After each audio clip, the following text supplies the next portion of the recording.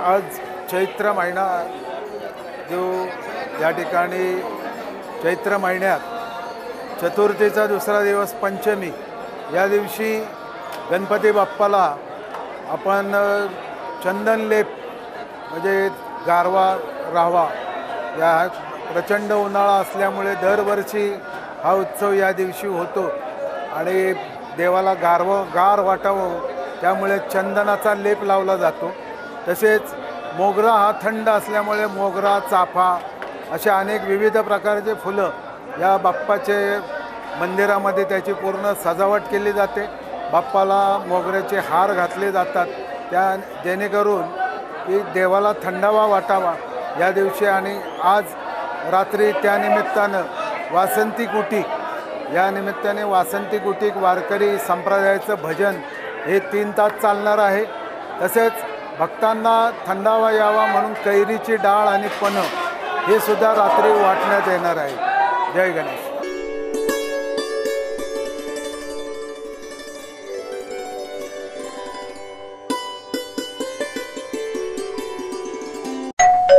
अहो उठा ना, ऑफिसला नाही का जायचं? अगं मला आज फ्रेशच वाटत नाही, काही करायची इच्छाच नाही। अहो मग तुम्ही आजपासूनच न्यू युनायटेड फार्मसीचे गुड मॉर्निंग चूर्ण घेणं सुरू करा। अपचन, मलावरोध, बद्धकोष्ठ, आम्लपित्त आणि पोटाच्या तक्रारींवर खात्रीशीर आयुर्वेदिक उपाय गुड मॉर्निंग चूर्ण। 35 वर्षांपासून सगळ्यांच्या पसंतीचे गुड मॉर्निंग चूर्ण औषधांच्या प्रत्येक दुकानात मिळते।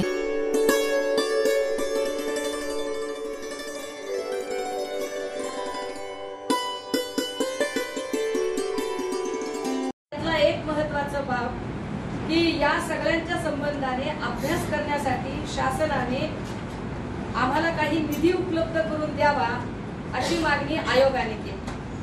आणि हा किती निधी असावा, किती निधी द्यावा, तर त्यात असं सांगितलं गेलं की आम्हाला वेगवेगळ्या गोष्टींच्यासाठी निधी हवा आहे।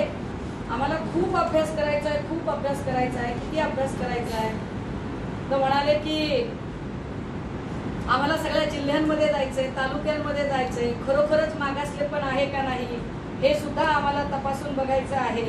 आणि त्यासाठी निधी किती लागणार आहे तर 367 कोटी 12,59,000 इतका निधी आम्हाला हवा आहे।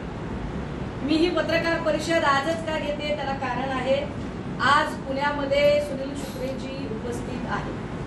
ते VVIP गेस्ट हाऊसला मराठा आरक्षणाच्या आर्थिक मागासलेपणाचा अभ्यास याच्या संबंधाने माहिती घेण्यासाठी आलेले आहेत असं कळतं।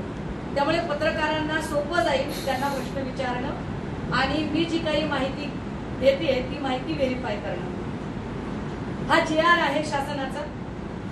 आता या GR मध्ये त्यांनी मला प्रश्नांची उत्तरं द्यावी, कदाचित माझं ज्ञान कमी असेल। साधारणतः 5 कोटीच्या वरचा निधी असेल तर त्याला कॅबिनेट अप्रूव्हलची गरज असते।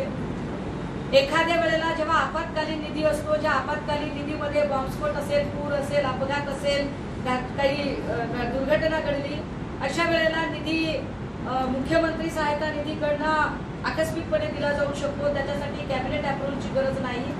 तरीही आपण असं गृहीत धरूया, मी चांगला विचार करते या सगळ्या संबंधाने की संबंधित खात्याला तो अधिकार असावा आणि म्हणून त्यांनी आयोगाला तो निधी दिलेला आहे।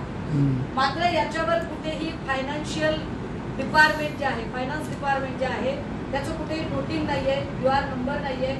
तुम्ही हा GR बघू शकता। हा GR मी सगळ्यांना तुम्हाला त्याची सॉफ्ट कॉपी द्यायला तयार आहे।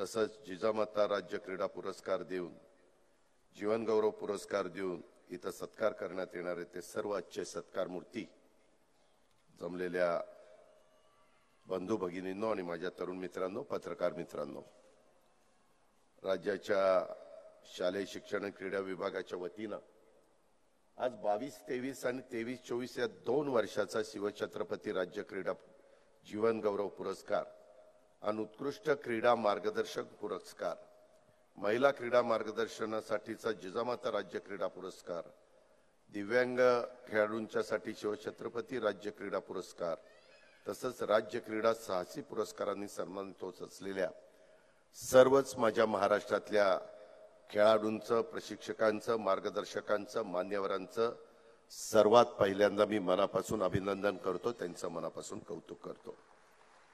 तुम्ही सर्वांनी खेळावरच्या तुमच्या प्रेमाने, तुमच्या मेहनतीमुळं, तुमच्या कष्टामुळं, क्रीडा कौशल्यानं क्रीडा क्षेत्रामध्ये आणि राज्याच्या तसंच देशाचा गौरव वाढवण्याच्यासाठी दिलेल्या योगदानाबद्दल देखील आपलं जेवढं कौतुक करावं तेवढं कमी आहे. मी मनापासून तुम्हाला धन्यवाद देखील देतो.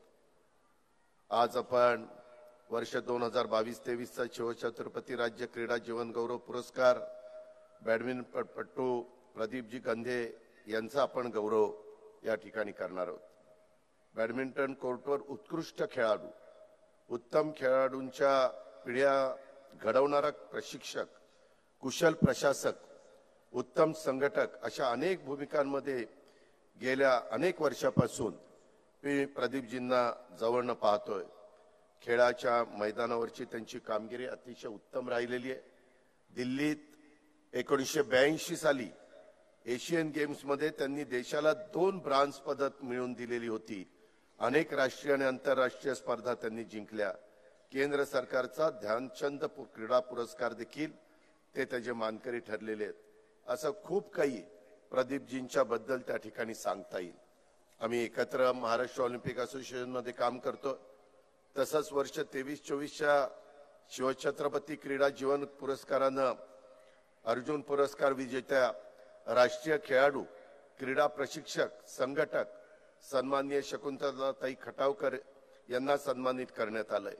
2001 मध्ये शिवछत्रपती क्रीडा जीवन गौरव पुरस्कार देण्यास सुरुवात झाल्यापासून यावेळी पहिल्यांदा एका महिला खेळाडूचा जीवन गौरव पुरस्काराने सन्मान होतोय. त्याचं मला मनापासून कौतुक आहे. मी मनापासून शकुंतलाताई